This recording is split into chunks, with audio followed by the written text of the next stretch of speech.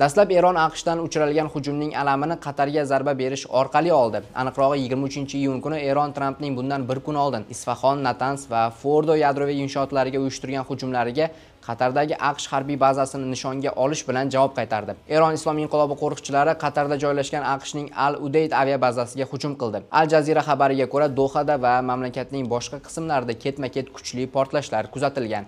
Islom inqilobi qo'riqchilari korpusi esa o'z bayonotida bu bilan AQShga va uning ittifoqchilariga Eron hech qanday sharoitda uning hududiy yaxlitligi, suvereniteti yoki milliy xavfsizligiga qarshi qilingan har qanday tajovuzni javobsiz qoldirmasligi haqida xabar yuborganini ma'lum qildi. Shuningdek, ushbu bayonotda AQShning mintaqadagi bazalari va mobil harbiy kuchlari kuchli nuqtalar emas, balki asosiy zaif nuqtalar deyiladi. Tehron shuningdek raketa zarbasi Qatardagi turar joylardan uzoqda amalga oshirilganini ta'kidladi.